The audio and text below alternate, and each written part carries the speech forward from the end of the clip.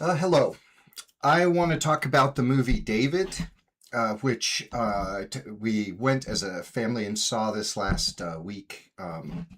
It's in theaters now, and it's put on by, I think, a group called Angel Videos, and they were making various videos that kind of talk about Christian principles, various things like that, Christian stories, and they're now in mainstream, and that is a result of some of the right wing uh, move that's been happening for several years now. And I've seen that happen probably over the last 20 years, growing and growing. And now it's pretty prevalent in a lot of movie theaters where we see a mix. Personally, as just a Christian, I'm glad for it. Honestly, I'm glad that things are balancing out a bit in that regard. I'm not so happy with the way that it's gotten that way because of some of the political push that's kind of a winner take all attitude in politics. And you've got people trying to force other people to believe certain things and stuff like that. I'm not all for that, but I am for the general uh, spreading of Christian ideas into society without forcing it on anybody. Nobody has to be forced to go watch the movie, but if one does, then I think it's a good thing. But I do want to go in and analyze a couple of things because sometimes there are things that are kind of subtle that may or may not be biblical, and I do want to take one particular scene from the movie. But first I want to say overall I felt like it was very well done. I felt like the animation and the way I would say they more protected kids. There wasn't a whole lot of violence. There were battle scenes and stuff, but it didn't have too much of the violence. There were little things that I feel like, they deviated slightly from the Bible, but I'm going to talk about one particular one that I felt like was significant enough to actually mention, and I believe I know why it was done, and I wouldn't agree with why it was done, but I want to explain that. But overall, I feel like it was a good movie. And while some of these things, like for example, what was it? I think it talked about in the Bible, David slew the lion, so he killed the lion, but in the movie, he let the lion go free. And I find that to be minor stuff when it comes to tolerance from like a doctrinal position or a historical position when you're talking about kids and young people watching the movie. You don't have to necessarily, that's an editor's choice to decide to do that. As far as I'm concerned, those kind of things, I want to be accurate biblically myself, but I do understand why editors make choices that maybe change up just slightly, and they may cut out some scenes and stuff like that, and that didn't happen. Maybe it happened in the Bible, but they cut out certain sections in order to focus on a certain train of thought. Those things I understand because if somebody wants to get the full truth, they can go and read the Bible. But there is one thing that I did want to call out, and it was David's relationship with the king of the Philistines, Achish. And the reason I want to call it out is because I actually had to go do a double take on it because I had read, it's been a number of years since I actually read that passage, and I had remembered it differently than what I saw in the movie.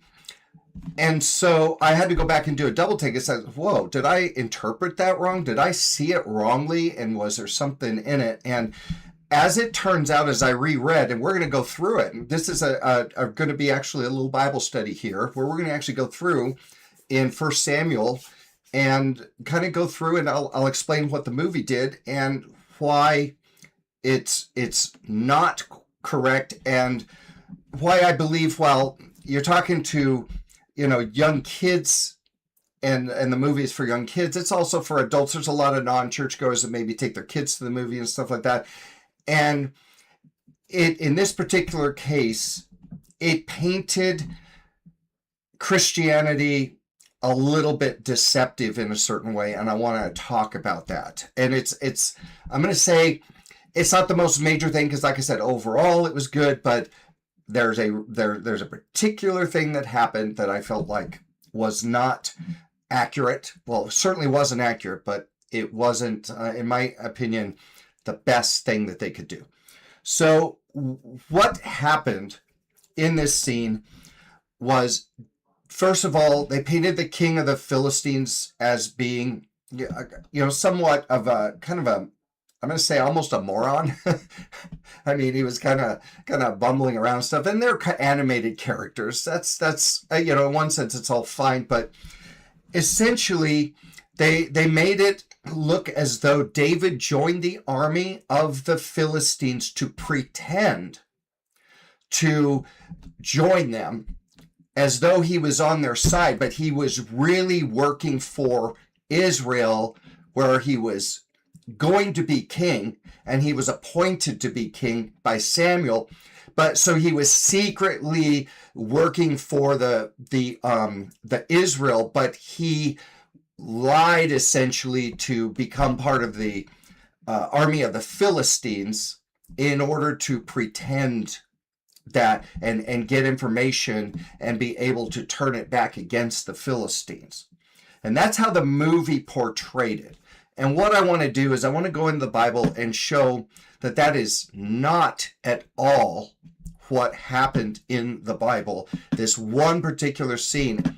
And why would I make an issue out of this? I'm going to tell you why as we go through this and after this is done. I'm going to summarize as to why I believe this happened and why I believe that I'm not going to say it's a major, like, oh my goodness, don't ever go watch this movie type of thing, but it's enough to show the slant of certain Christian doctrines that are being propagated today that frame things in a particular light that essentially, what would you say, promote a slant towards Christian nationalism. Okay, that's what I'm really going to get to.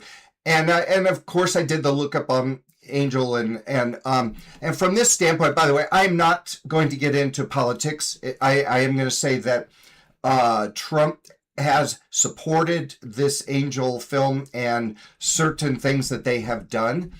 I couldn't care less one way or the other on this. There's an element where there's a point in the Bible where Paul said, whether somebody preaches Christ out of pretentious motives or selfish ambition, or they preach him out of purity, he said, I don't care, because Christ is preached.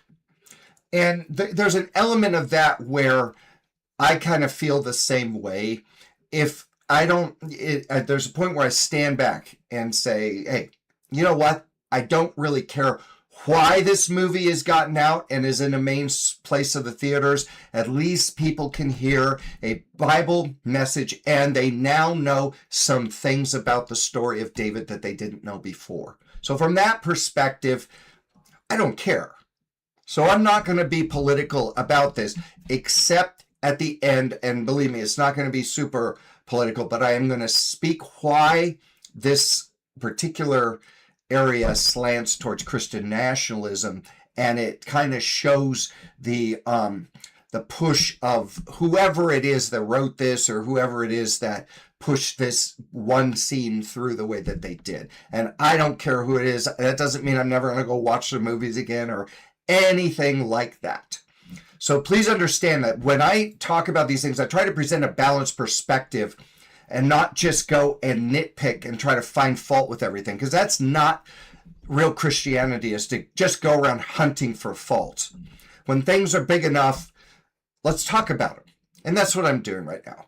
Like, I don't care about that the idea that David didn't, kill the lion. in the show, I'm actually, I think that's good because a lot of little kids are watching it and stuff. And why do you need to introduce them to that when many times in picture Bibles and things that they're reading, they're not going to see that story anyway. They may not see it exactly as David slew the lion and, that sort of thing, as opposed to letting him go because he had mercy. So that's that. Like I said, this isn't to nitpick. This is to actually get into an issue where we can actually do an actual Bible study about it, which is kind of cool. So here we go. I'm going to switch screens. And I'm going to head over here. I'm going to move this over so I'm a little more visible into the camera. I got two screens side by side, and I'm going to put my Bible over here. If I sniffle a little bit, I apologize. I'm kind of fighting a little bit of a cold. Not too bad, at least yet. Hopefully it doesn't go any deeper than this. So, first of all, this is right after the scene where, or the part in the Bible where Saul is trying to kill David. Now, if you don't have the background, I'm going to just give you a very high synopsis, and then I'm going to go into not much detail, but enough to where you can kind of get the gist.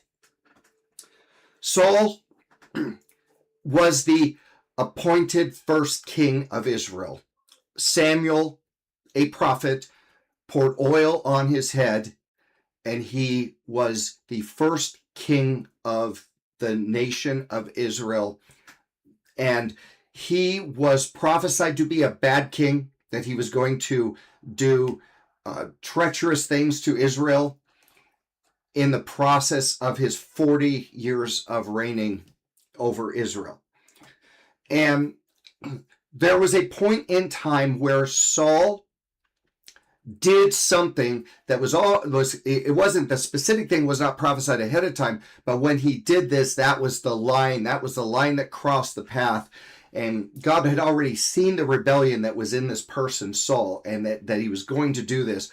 But he crossed this line, and Samuel was walking away from him, saying, God has rejected, or he said, why did you do this particular thing? I'm not going to go into the thing because that's not the topic of this. Why did you do this thing?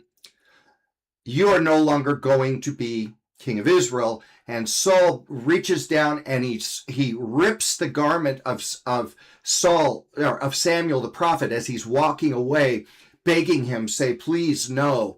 And Samuel turned around and says, because you've ripped this garment, your kingdom has been ripped from you and given to another. So there's the kind of synopsis. And so now Saul has this prophecy of a prophet of God that did not make mistakes in that. I'm not saying he never sinned or never had an issue. I'm simply saying that when they said, thus says the Lord, it was from the Lord, and as sure as day or as sure as night, what they said, they heard from God, and it would come to pass. And so he said, this, your kingdom is ripped from you. And so Saul now knew this, that his kingdom was going to be taken away according to the prophet. So now he's living in fear of this. He's in constant fear that this is going on. And so all of a sudden, I'm going to move that out of the way. It's kind of in the way right now. All of a sudden, as he's doing this, God tells Samuel to go and anoint somebody from the house of Jesse. And so, and inside of the tribe of Judah. Now, Saul came from the tribe of Benjamin. David came from the tribe of Judah. So Samuel goes, and ultimately, to make a long story short, he anoints David as king. Now, David was young. He was not, according to the scripture, he would not be somebody that somebody would look at and say, oh, he's king material. He was humble, maybe a little bit on, I can't say for sure because it didn't say he was weak or anything, but just something a little less than, like Saul was a head bigger than everybody else.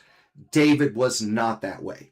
So David had brothers, and he had, I think it was 7 brothers, I think that's correct. I'd have to look that one up again if that's true. But I think he had 7 brothers, and all of them were potential, like big people, strong, etc. And David apparently wasn't that way, and he was younger. And nevertheless, Samuel anointed him to be king. God chose him amongst all of the people. So David finds himself all of a sudden in the court of Saul because he played music and nobody could comfort the king. The king now was hearing voices. He was having issues, very serious mental issues. One could say from the world perspective, from another, you could say demonic issues. He was having strong issues and he was hearing voices and he could not be calmed. He could not be comforted. He could not sleep. He had all kinds of problems.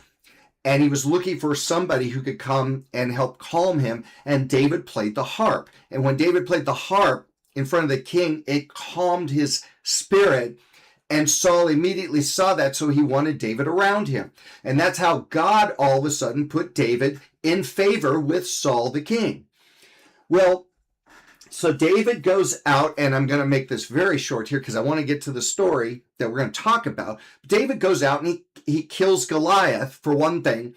And then there was another, and so all of a sudden he got some notoriety. David was looked at kind of like a hero because everybody else was fearful of Goliath, and he goes out and kills Goliath. And then he's now popular. So he starts gaining in popularity. Now, Saul wasn't quite realizing what was happening yet. But then there was a point where David goes out, and this was not in the movie, and that's fine. He goes out and he does a pretty mighty work. And there were women in the court of the king that were saying, Saul has killed his thousands and David his 10,000s. And when that happened, that made Saul all of a sudden wake up and recognize that David is the one that's going to be king. Because he saw this favor that was now going towards David. And he was seeing that God's favor was moving away from him. So at that point in time, he became jealous, and he started to, in the moments of ranting and raving and stuff, he was actually plotting to kill David. So this goes on for quite some time in many chapters in 1 Samuel. We're at chapter 26, and there's 1 Samuel.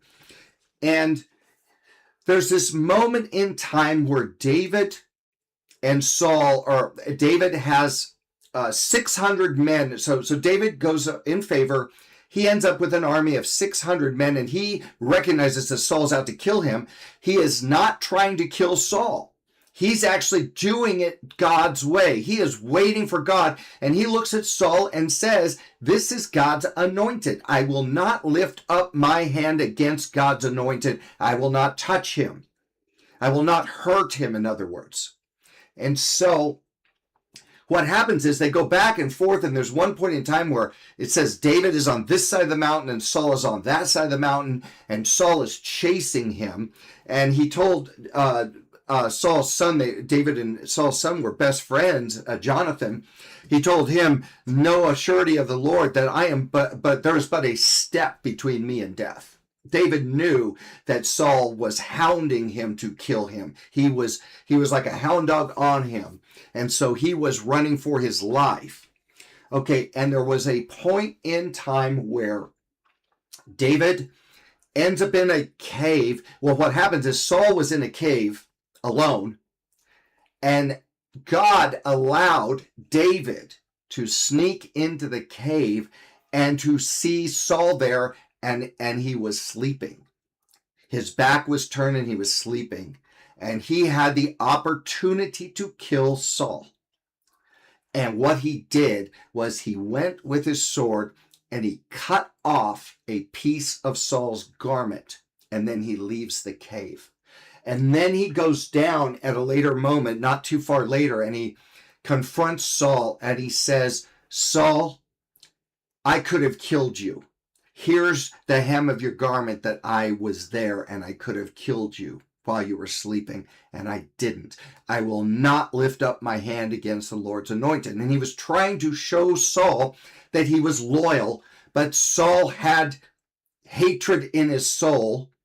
He had demonic problems, if you look at it from that perspective, or he had psychological problems, if you look at it from another perspective. The bottom line is, Saul was mad. He was a mad king, and he was bent on killing David. And so that's where I'm starting, is at this point. And so that's where I wanted to, I led up to this just to start reading this one section where David is saying to, let's see. Let me see, make sure that I've got this. Yeah. David said, now again, this is like in the middle of a book, but I feel like I gave an adequate foundation here. So David answered and said, behold the king's spear. Let one of the young men come over and fetch it. The Lord rendered to every man his righteousness and his faithfulness. This is 1 Samuel 26, verse 22. For the Lord delivered you, he's talking to Saul, the Lord delivered you into my hand today, but I would not stretch forth my hand against the Lord's anointed.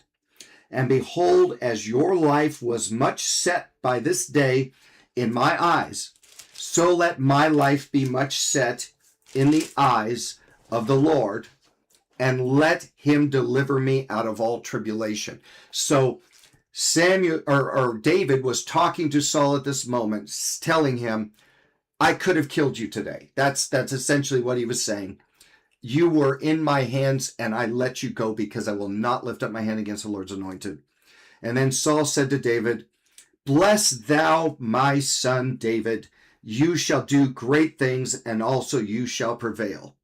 So Saul let him go at that moment in time.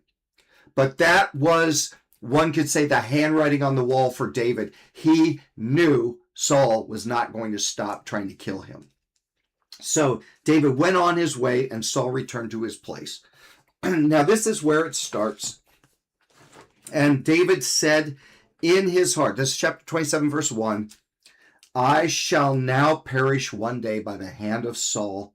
There is nothing better for me than that I should speedily escape into the land of the Philistines, and Saul shall despair of me to seek me any more in any coast of Israel, so shall I escape out of his hand. So David is now saying, if I just leave Israel. Now David's anointed to be king, but he's trusting in God so much that he's saying, I could go off into the Philistines and I will still, he's not even seeking to be king. And those are the type of people that God is looking for, by the way.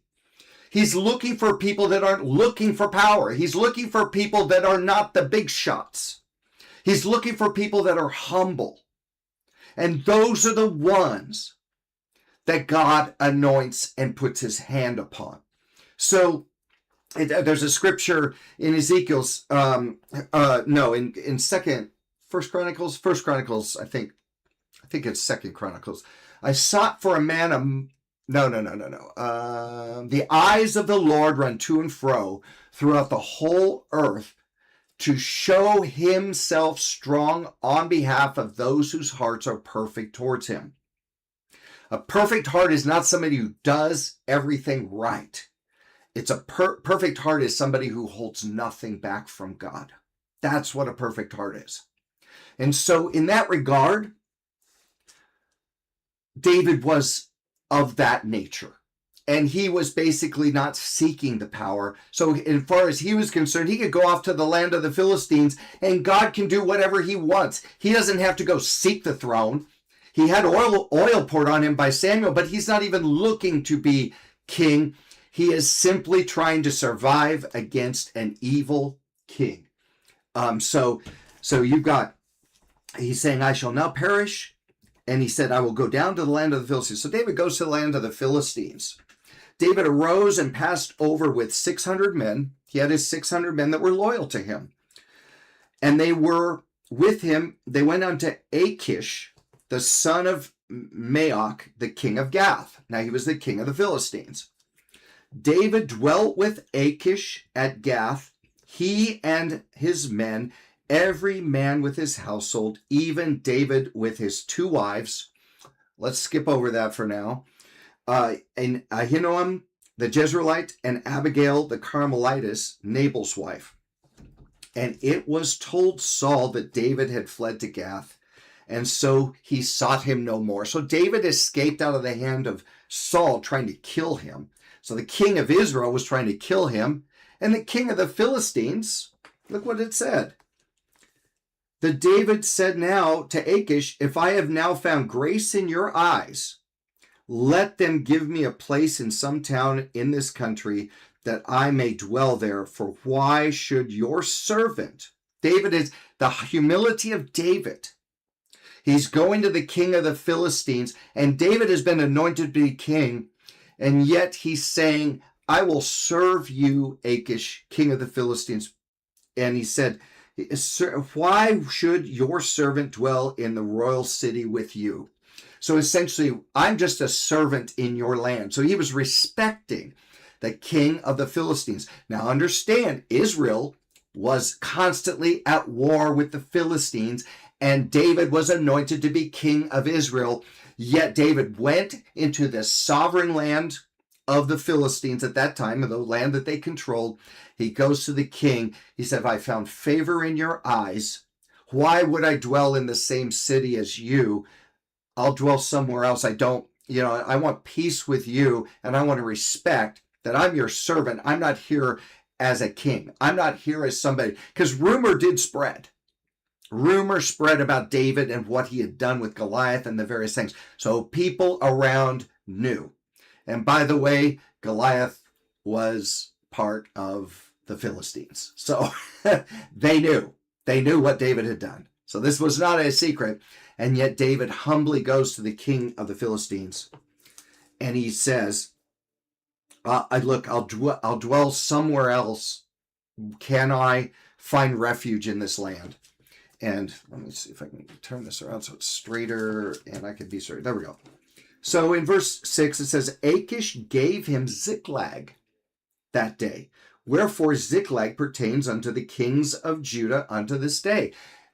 Achish, the king of the Philistines, with David and his 600 men, Achish gave David an entire city.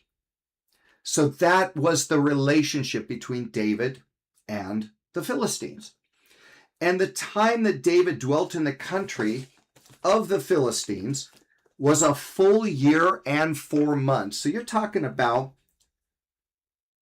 16 months of time passed that David was in the land of the Philistines. We're not talking about he was there. He was in a hotel for a week. He didn't go to Hotel Achish or Hotel Philistines and stay there for a week. He came with an army of 600 men, but he pledged to the king that he would not attack the Philistines, that he just wanted peace, and Achish gave him a city. That's the beginning of this relationship between David and Achish. It's not the beginning, but I'm saying it's the height of the relationship. And David and his men went up and invaded Geshurites and the Gezrites and the Amalekites, for those nations were of old the inhabitants of the land, as you go to Shur, even unto the land of Egypt. David smote the land and left neither man nor woman alive. Now, we're going to get into this in another topic. Try not to be offended. The Amalekites, they were different than the Philistines. And at one of these points in time, we're going to study about the Amalekites, okay? But let's please pass over that as far as, a grand opinion about what David did at that moment. It would be, some people can't get past it. I can't help that, but anyway, I like the fact that the Bible just says what happened as opposed to sugarcoats it and tries to say things that, that just make things up that didn't happen. He took away the sheep, the oxen, the asses, the camels, and apparel, and returned and came to Achish. And essentially, he did something for Achish because the Philistines were at war with the Amalekites, and the Amalekites would raid them constantly. And essentially, David did something for Achish to show his loyalty to him. And Achish said, "Where have you made a road today?" And David said, "Against the south of Judah, and against the south of Jerahmeel, and against the south of Canaanites." And David saved neither man nor woman alive to bring tidings to Gath, saying, lest they should tell on us, saying, so did David, so will his manner all be while he dwells in the country of the Philistines. Meaning, David's just here leeching off of the land. No, he's actually helping with his army, the Philistines. So David with his army. Let's go back for a second. David has been anointed by Samuel to be king of Israel, but that anointing has not come to pass yet. So it's in the process of coming to pass as God is doing this. David doesn't know when. He doesn't know how this is going to happen. He's just trying to survive. Neither is he apparently caring if it happens. He's simply surviving and living his life. And he's doing it in the best way he knows how. Saul is still the king over Israel. And Saul has a vendetta against the Philistines. So David went to war against the Amalekites for the king of the Philistines. So Achish believed David, saying, he has made his people Israel. So Achish made a comment. He has made his people Israel utterly to abhor him. Therefore, he shall be my servant forever. So David, the king of the Philistines basically said to David, hey, you've clearly cut ties with Israel. You're showing your loyalty to me. I'm going to respect that, essentially. So, chapter 28, it came to pass in those days that the Philistines gathered their armies for warfare to fight with Israel. So now there was, in this 1 year and 4 months that David was in the Philistines, Achish was coming up against King Saul of Israel. Achish said to David, know thou assuredly that you shall go out with me to battle, you and your men. Okay, so he's saying, okay, you're with me. You're going to go to battle with me. So Achish is saying, you're here in the land of the Philistines. I expect you to go to war. And David said to Achish, surely you know what your servant can do. So David, remember the message of David. David killed Goliath, who was a Philistine. David had done great things, and it was known all over what David was capable of as both a leader of an army and what he did singularity in killing Goliath. Achish said to David, therefore I will make you keeper of my head forever. So now Achish is saying, I will put you in a high position in my realm. Now Samuel had died. So Samuel was dead. All Israel had lamented him and buried him in Ramah, even in his own city. And Saul had put away those who had familiar spirits, the witches, the wizards out of the land. Now, this goes on into, let's go a little bit further, and then I'm going to skip a part because my topic is not Saul consulting a witch at this point in time. That's not the topic. The topic of this is David's and the movie that we just saw. The Philistines gathered themselves together and came and pitched in Shunem. And Saul gathered all Israel together, and they pitched in Gilboa. When Saul saw that the armies of the Philistines, or the hosts of the Philistines, he was afraid and his heart trembled. When Saul inquired of the Lord did not answer him. And that's because of his rebellion against the Lord. The Lord did not answer him. Neither by dream, nor by Urim, nor by the prophets. Now, Urim were some stones, and that's another topic for another day. Then said Saul unto his servants, seek me a woman that has familiar spirits, I may go to her. So Saul didn't hear from the Lord, so he said, I'm going to go to a witch instead. Now, let's skip ahead because this just goes into a moment where he was, going and doing that, and it's a topic for another day, is what it is. So now here's the battlefield, chapter 29. And again, we're going towards the movie. And by the way, the movie did not show any of that part of the interaction with Saul and the witch at Endor.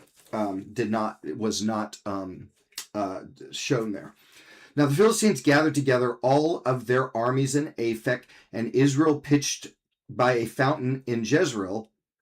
And the Lord of the Philistines passed on hundreds and by thousands, but David and his men passed on in rearward. Oh my goodness, can't pronounce it. With Achish. So David stayed with Achish, the king. So here's what happened, and this is what God did. Then said the princes to the Philistines, what do these Hebrews do here? Why are these Hebrews here? In other words, why is David, who's an Israelite, here with us fighting for us? So the lords of the Philistines. So what that meant was there was the king of the Philistines, and then all of his men underneath him, the captains of the armies, and the people that were his counselors, and so forth as a king. Achish said to the prince of the Philistines, is not this David the servant of Saul, the king of Israel? Which has been with me these days or these years, and I have found no fault in him since he fell unto me this day. So Achish is telling the lords of the Philistines, David has been upright with me. I trust David. Achish is saying, I trust David. He has been forthright with me. He has been transparent with me. I trust him. Basically with my life. Achish is saying, I trust David with my life.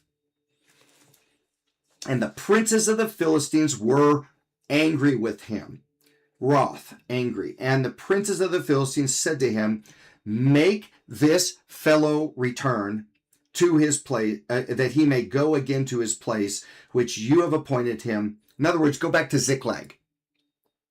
And let him not go to battle with us, lest in the battle he become an adversary to us, for wherewith should he reconcile himself unto his master Saul. So what he's basically saying is, what happens if he goes back to Saul and he becomes loyal to Saul again? Then what are we going to do? You're basically, he's going to become a traitor. They were predicting that David will become a traitor. Should it not be with the heads of these men? And is not this David of whom they sang one to another and dances? Now this is where the reputation of David was, saying Saul slew his thousands and David his 10,000s. So they knew about David, and they were saying, King, how can you have him fight with us? He's going to go to the side of Israel. Achish called David and said to him, surely as the Lord lives. Listen to this. Now, this is the key right here. Surely as the Lord lives, you have been upright in your going in and your coming out with me. Or I said it wrong. That going out and coming in with me in the host is good in my sight. Meaning what you've done, I respect, because I've seen no fault in you, David. You have been upright and you've had integrity with me. Now, by the way, There's a scripture that says, when a man's ways please the Lord, he makes even his enemies to be at peace with him. Now we know that Israel was obviously enemies with the Philistines, and Israel was going to fight the Philistines right there, right now. We're at a time of war, and Israel's coming up against the Philistines, and David's an Israelite, and he's also anointed to be the future king, and yet God has brought peace between David and Achish. That is the power of the Lord. Jesus said, blessed are the peacemakers, for they shall be called the children of God. So these are things that didn't quite show up in the movie here. I have not found evil in you since the day of your coming to me unto this day. I have not found a hint of evil in you, David. Nevertheless, the Lords do not favor you. So he's saying, Look, I've got my army. Yes, I am king, but they're not going to listen to me, and they will rebel against me if I keep you on the fighting this war. So he said, therefore, return and go in peace, that you displease not the lords of the Philistines. Now look at what David says. He says, what have I done that you have found in your servant? And what have you found in your servant so long as I have been with you unto this day, that I may not go fight against the enemies of my Lord the king? David was actually at a moment in time willing to fight against Israel. He was willing. Now, hello. What is Israel today? The church is spiritual Israel. In other words, there can come a point in time where things get twisted and turned upside down in the way the world works, where we find ourselves kind of floating and tossed to and fro as sincere Christians when we see the churches and the church as a whole not doing what it's supposed to do.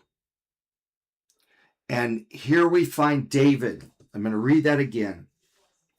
What have I done, and what have you found in your servant so long as I have been with you unto this day, that I may not go and fight against the enemies of my Lord the king? Now notice he didn't say, I want to go fight Israel. He doesn't hate Israel. He loves Israel. He's an Israelite. He's a Hebrew. But he was willing to go and do this. And now remember, God anointed him. If David had fault in him, God would not have anointed him as king, the future king. If David had this evil where he wanted to actually fight the church or Israel, God would not have put him in that position.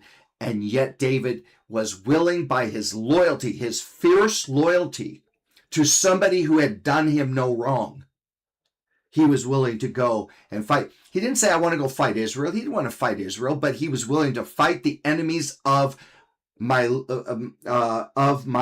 the king. In other words, he's saying, you're my king. He submitted himself while he was in the land of the Philistines to the king of the Philistines, and he was willing to fight.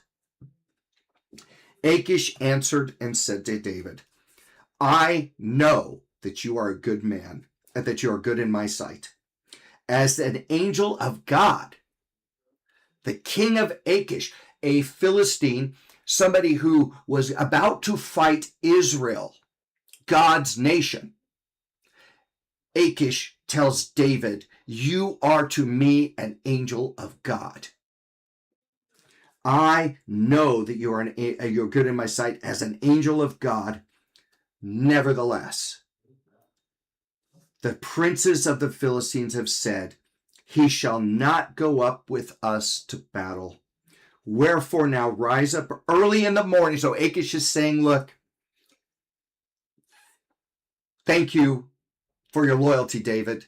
I can't do this. I'm in a quandary here. Rise up early in the morning with your master's servants that are come with you, and as soon as you be up early in the morning and have light, depart. And so David and his men rose up early to depart in the morning to return into the land of the Philistines, and the Philistines went up to Jezreel. And it came to pass when David and his men were come to Ziklag on the third day that the Amalekites had invaded the south, and Ziklag is smitten. Okay, now this gets into another story. I'm not going to go there. What I want to do is talk. I'm going to come back to the main screen here and then just talk for a second. What I want to say is, so what happened in this movie? The movie did not portray this at all. And I'm going to say that I believe they can't portray it because their doctrinal slant won't allow them to do so. That's my theory. I'm not casting judgment per se. We have to make decisions, and if I was to place why I think they didn't, what would it be? We've got, for example, Christian nationalism. I, John Gunter, I'm on Team Christian, so I shall never speak against what the church is doing because the church is God's team, God's way, God's authority, God's everything. And so therefore, if I speak a word against the church, and I'm not talking about the church that belongs to Jesus Christ, I'm talking about the manifestation of what the church, some of the church, and I'm not saying all, but some of the church is doing on this planet right now.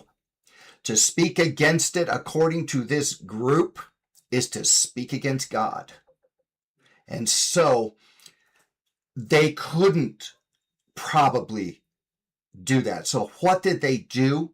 They made David look deceptive with the king of the Philistines in the movie. They made him look like he was sneaking around in order to secretly work for Israel against the Philistines. David was going kind of a back channel route in order to get information, because that's actually what David was saying in the movie. He was saying, if we go in with the Philistines, we can get information secretly and we can use it against the Philistines.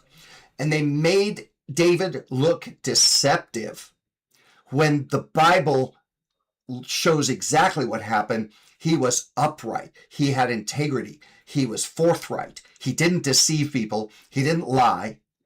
He went with integrity all the way through. And it was God who was moving David. And then it was God who wouldn't let David fight against Israel. God kept him from fighting Israel. But David was willing to fight Israel even. He went all the way to the edge.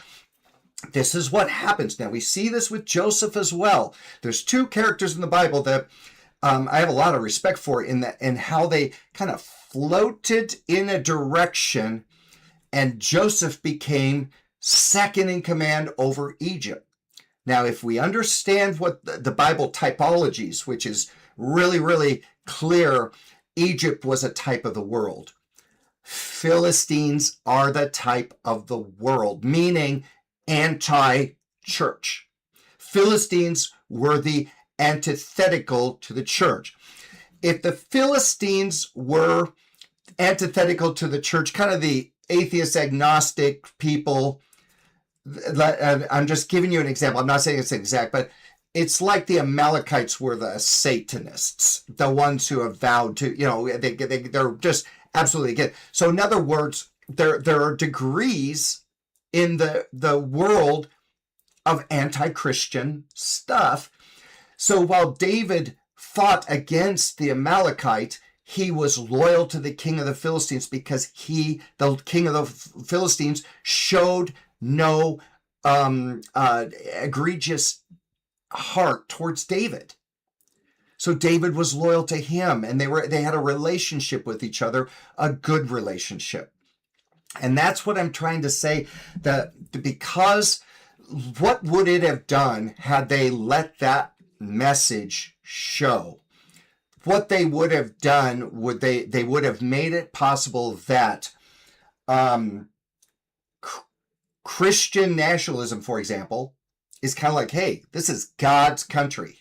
The United States of America is God's country, and we need more Christians in the government. We need more Christians in authority. And we don't really care what happens.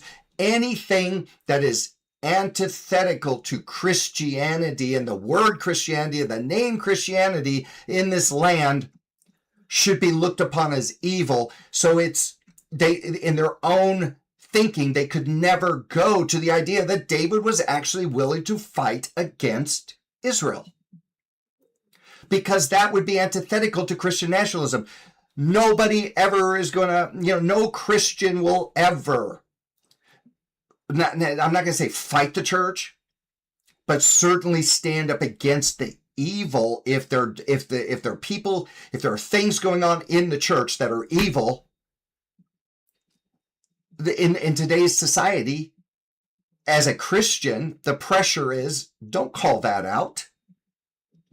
Don't, and I'm not talking about, call out the sins of the flesh. Oh, sure. It's always the scapegoat's always the sins of the flesh.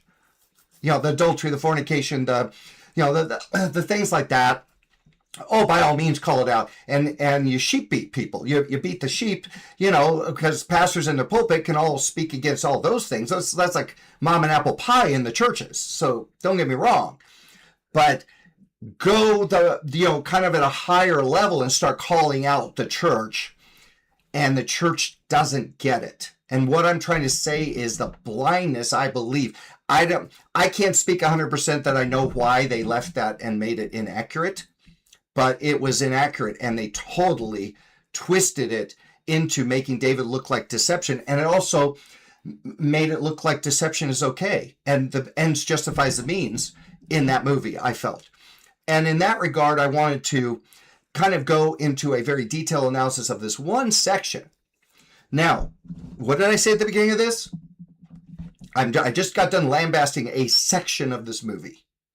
What did I say in the beginning of this? Overall, it was a good movie. Overall, I don't have any, I'm not sitting there. But as a Christian in the ministry, it's my job, it's my duty to call this out, especially if people are going to go to it. And you want to, understand, a lot of people don't read the Bible, and they don't know the accuracy of whether it's being told. So they just kind of take it and say, well, it might be there, it might not. So what I'm doing is I'm going in and I'm taking a section of this, going in step by step, and I'm saying, this is what the Bible actually says happened. So if you decide to go watch the movie, it's a great movie.